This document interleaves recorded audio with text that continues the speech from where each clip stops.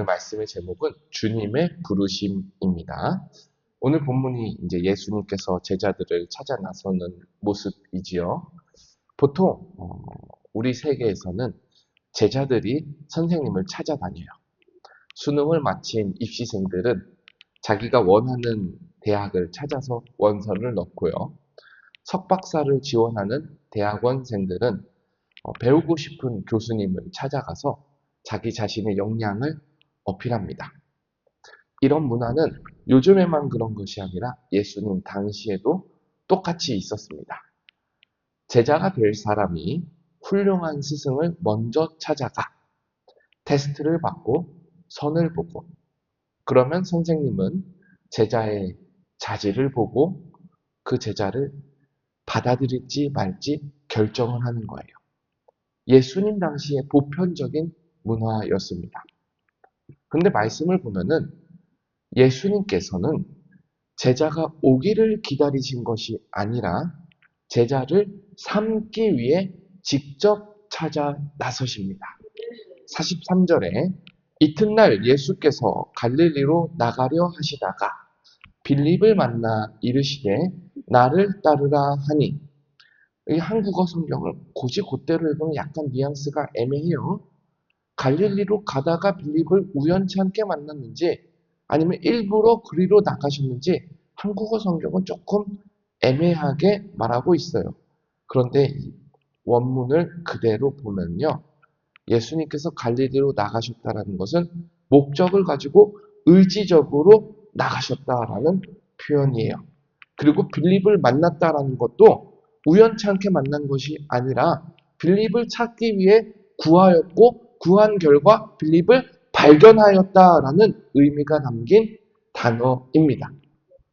그러니까 이처럼 예수님께서는 한 사람의 제자를 삼기 위해서 직접 찾아다니시고 직접 발견하신다라는 사실이 성경에 담겨 있어요. 예수님의 제자들이 스카웃을 받을 만큼 훌륭해서는 아니에요. 그들은 아주 평범하고 아주 평범한 사람들이었어요. 어떤 사람은 조용하고 내성적인 사람이었고, 어떤 사람은 회의적이고 의심이 많은 사람이었어요. 그럼에도 불구하고 예수님은 한 사람 한 사람을 직접 찾아다니셨습니다. 이것이 바로 우리 예수님의 뜻이에요. 우리를 향한 뜻이기도 합니다. 예수님은 우리에게 너희가 와서 예수님의 제자가 될 사람인지 스스로 증명해봐라, 이렇게 말씀하지 않으세요. 예수님은 우리에게 와서 부르시는 그 부르심에 응답할 수 있느냐, 순종하겠느냐, 그것을 물으시는 게 바로 예수님의 부르심입니다. 비록 우리에게 하나님께서 우리를 선택할 만한 특별함이 없다 할지라도 하나님께서 우리에게 직접 찾아오셔서 너는 내 아들이라, 너는 내 딸이라 부르실 때에, 주님의 증인이 되라 부르실 때에 그 말씀에 순종하고 응답한다면 누구든지 예수님의 제자로 삼아 주십니다. 44절을 보겠습니다. 이제 빌립이 예수님의 부르심을 받고 응답을 해요. 어떻게 응답을 하냐? 아니죠. 다른 내용입니다. 죄송합니다. 44절에 보면 빌립에 관한 소개가 나옵니다. 빌립은 안드레와 베드로와 한 동네 베세다 사람이라. 빌립을 소개하는데 베세다 동네의 사람인 것까지 아주 자세하게 설명해줘요. 여러분, 우리 이제 성경을 하나하나 톱어보면서 알게 되죠? 벳 하면은 집이에요. 벳엘 하면은 하나님, 하나님의 집, 벳엘이에요. 그럼 벳세다 하면은 무슨 집이라는 뜻이죠? 세다가 물고기를 낚다. 그러니까 벳세다 하면은 물고기를 낚는 사람들의 집이라는 뜻이에요. 근데 우리 성경을 읽으면서 이거 너무 과하게 자세한데? 이런 생각이 들 수 있어요. 빌립은 사실 성경에 그렇게 자주 나오는 제자도 아니에요. 다른 제자들에 비해 조금 덜 중요해 보이는 제자일 수도 있어요. 그런데 성경은 이 사람의 고향까지도 다 알려줘요. 왜 그럴까? 여러분, 우리가 무슨 학문을 공부하거나 그 학문을 통해서 새로운 사실을 증명하고 입증할 때 반드시 필요한 것은 증거입니다. 과학 이론을 과학자가 증명하기 위해서는 실험 결과를 통해 나온 증거라든지 아니면은 귀납적으로 추려진 증거라든지 이러한 여러 가지 증거들을 조합해서 새로운 사실을 밖에 내놓으면은 그 사실이 과학적인 원리로 인정받게 되는 거예요. 모든 학문이 그래요. 역사도 마찬가지예요. 역사도 마찬가지라는 사실은 역사적인 사실이 사실로서 인정받는 데는 유물적인 증거가 나오든지 아니면 확실한 사람들의 증언이 있을 때에 그 역사적 사실은 사실로 받아들여집니다. 여러분 세종대왕이 있었던 거 어떻게 믿어요? 세종대왕 본 사람 있어요? 없어요. 조선 왕조실록의 증언들을 보고 세종대왕이 있었구나. 세종대왕이 한 일이 사실이구나. 받아들이게 되는 거예요. 그 증언이 모여서 사실로 인정을 받는 거예요. 하나님께서 성경을 기록할 때는 증언들을 모아놨어요. 증언들을 모아놨어요. 베세다 출신의 빌립이라는 사람의 증언을 모아놨고 나사렛 출신의 여러 제자들의 증인을 모아놨고 예루살렘에 모였던 사람들의 증언들을 모아놨고 로마에 있던 사람들의 증언을 모아가지고 예수님이 살아계신 하나님의 아들이다라는 사실을 우리에게 말씀하신다라는 사실이에요. 하나님께서는 세상의 보편적인 원리를 무시하는 것이 아니라 그 보편적인 원리 가운데서 하나님의 뜻을 계시하시기도 합니다. 이것이 우리를 향한 하나님의 친절함이에요. 우리 또한 증언을 통해 여전히 예수님을 믿었고 증언을 통해 여전히 예수님을 전합니다. 우리가 누군가에 가서 예수님 믿으세요? 이렇게 말할 때에 왜 그렇게 말할 수 있느냐? 우리가 살아계신 하나님의 아들 예수님을 만났기 때문이에요. 말씀을 읽다가 기도를 하다가 예배를 드리다가 우리 가운데 찾아오시는 하나님을 믿음의 눈으로 발견하고 하나님을 만난 사실이 너무 기쁘고 너무나도 좋고 인생이 바뀌고 구원의 확신이 생겨서 예수님을 믿으라는 이 한마디의 증언, 하나님이 살아계시다라는 이 한마디를 전하기 위해 우리는 오늘도 수고하고 있는 줄 압니다. 때로는 어떤 분들은 확신이 없어요. 저는 논리적이지 않아요. 저는 복음을 전하기가 꺼려집니다. 입술이 둔해서요. 라고 말하는 분도 계십니다. 그러나 오늘 성경은 우리에게 말합니다. 하나님께서는 우리에게 말합니다. 너무 걱정하지 마라. 그러한 고민 너무 걱정하지 마라. 이렇게 말씀하시는 거예요. 45절에 보면은 빌립이 복음을 전하죠. 예수님의 제자로 부르시는 예수님을 만나고 그 부르심에 응답하여 복음을 전하는데 한번 제가 먼저 45절을 읽어드릴게요. 빌립이 나다네엘을 찾아 이르되 모세가 율법에 기록하였고 여러 선지자가 기록한 그 일을 우리가 만났으니 요셉의 아들 나사렛 예수니라. 이제 빌립이 예수님을 만나고 너무 좋아가지고 복음을 전한 거예요. 빌립 나름대로 성경에 있는 사실 가지고 전하고 있어요. 모세가 율법에 기록하였고 선지자가 기록한 메시아를 내가 만났습니다. 성경대로 전하는 거예요. 근데 빌립의 이 복음 전들을 보면은 너무나도 오류가 많아요. 성경대로 전한다라고 하는 빌립이 말이 요셉의 아들 나사렛 예수니라. 하나님의 아들이라고 말하는 것도 아니고 사실은 성경에서 나사렛 예수를 증거하진 않습니다. 성경에서 메시아를 말할 때는 베들레헴에서 태어나신다라고 말을 해요. 예수님은 실제로 베들레헴에서 태어나셔서 애굽으로 피난을 갔다가 예수님의 부모님들이 나사렛으로 이주해서 사시는 거예요. 성경의 증언을 그대로 증거하려면 베들레헴에서 태어나신 예수 그리스도를 만났다 해야 되는데 빌립이 뭐 압니까? 아무것도 몰라요. 근데 빌립의 전도가 이렇게 완벽하지 않아도 빌립의 설교가 이렇게 대단하지 않아도 하나님께서는 빌립의 증거를 사용하신다라는 거예요. 그러니까 우리가 입술이 드네요. 우리가 논리가 없어요. 내가 내성적이에요. 내가 할 줄 아는 게 없어요. 이게 괜찮다라는 거예요.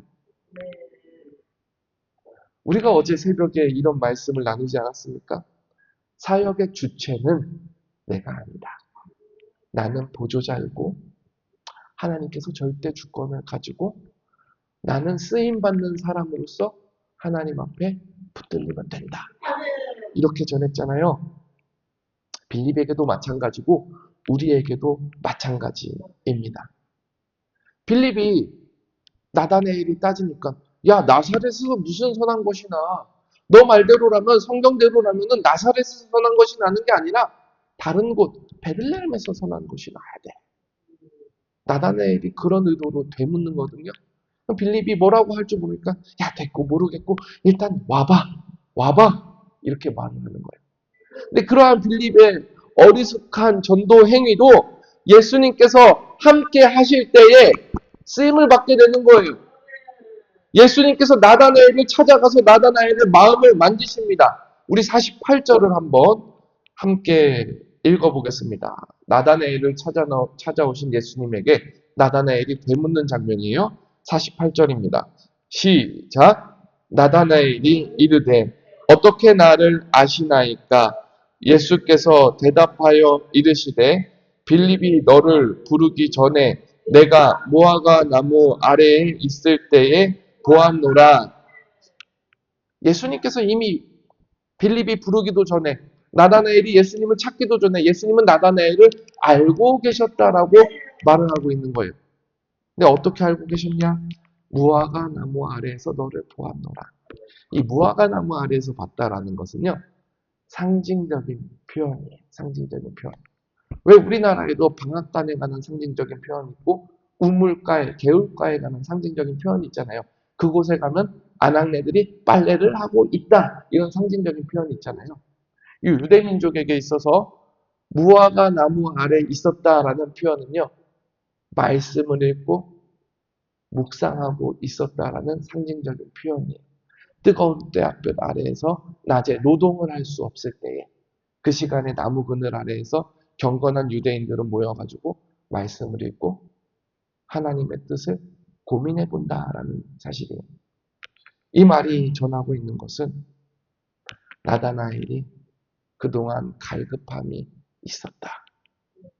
하나님을 찾고 싶었고 구원을 알고 싶었고 그리고 메시아에 대한 기다림이 있었고 날마다 말씀을 읽으면서 하나님의 말씀은 언제나 이루어질까 고민하고 있었고 그런 사람이었다는 거예요. 근데 예수님께서 나다나엘을 찾아가셔가지고 나다나엘 너 그랬던 거 아니야? 나는 너의 그러한 마음 다 알고 있어. 이제 하나님의 아들이 너에게 나타났으니 믿으면 된다. 나다나엘의 마음을 만지신 거예요. 여러분 너무나도 위로가 되지 않습니까? 설교가 100% 완벽하지 않아도 괜찮다. 전도가 우리의 전도 방법이 100% 탁월하지 않아도 괜찮다라는 거예요. 중요한 것은 우리 한 사람 한 사람을 부르신 하나님의 뜻, 증인이 되라라는 그 뜻에 순종하고 있느냐라는 사실입니다.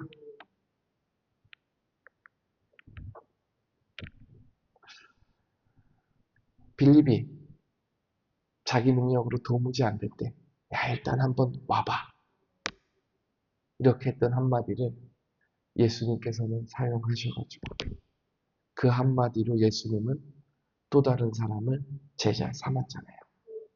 그리고 더 놀라운 것은 우리에게 예수님께서 더 확실하게 말하는 것은요. 이보다 더 큰 일이 앞으로 더 많이 준비되어 있다는 사실이에요.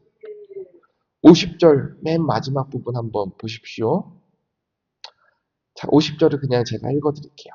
예수께서 대답하여 이르시되 이제 나다나엘에게 말씀하시는 거예요. 내가 너를 무화과 나무 아래에서 보았다 함으로 믿느냐? 이보다 더 큰 일을 보리라.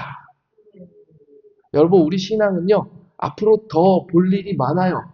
더 큰 일을 보게 될 거예요. 근데 그 큰 일이 무엇이냐? 마지막 51절인데 한번 같이 읽어보겠습니다. 51절입니다. 시작. 또 이르시되 진실로 진실로 너희에게 이르노니 하늘이 열리고 하나님의 사자들이 인자 위에 오르락 내리락 하는 것을 보리라 하시니라. 여러분, 이 51절 보니까 딱 떠오르는 말씀 있지 않아요? 우리 창세기에서, 아까도 제가 말씀드렸잖아요. 베델 말씀드렸잖아요. 야곱이 거짓말한 대가로 집에서 쫓겨났을 때, 갈 바를 알지 못하고 삼촌 집에 간다고 해서 나갔을 때, 아무도 자기를 돌봐주는 데 없는 광야에서 돌베개 베고 잠을 잘 때, 막막해서 정말로 외로움 속에 잠에 들 때에 그 베델에서 하나님께서 사닥다리를 내리셨어요. 그리고 사닥다리를 내리시고 야곱을 올라오라 하신 게 아니라 그 사닥다리를 타고 하나님께서 하나님의 사자를 내려 보내셨어요. 그리고 야곱을 만나 주셨어요. 우리가 보게 될 더 크고 놀라운 사실은 인자 위에 그 사닥다리가 내려진 것을 볼 것이다. 예수님을 보게 될 것이다. 우리를 만나기 위해 하늘에서 사닥다리를 타고 내려오신 예수님을 통해서 하늘의 영광, 무한하신 하나님의 능력을 보게 될 것이다 라는 사실입니다. 사랑하는 여러분, 우리를 제자 삼으신 주님의 뜻을 한번 생각해 보는 시간이 되었으면 좋겠습니다. 하나님께서 우리를 직접 찾아오셨고 하나님께서 우리의 복음을 전하는 자리에 또 찾아오시며 하나님께서 우리의 전하는 복음을 듣는 자들에게 찾아가십니다. 놀라운 역사, 놀라운 일들은 계속될 것입니다. 이 새벽에 결단하고 응답하는 시간을 가지십시오. 주님, 이제 주님의 제자로, 주님의 증인으로 살겠습니다. 주님의 부르심에 응답하는 이 새벽이 되게 하여 주시옵소서. 저와 여러분의 기도인 줄 믿습니다. 우리 함께 기도하겠습니다.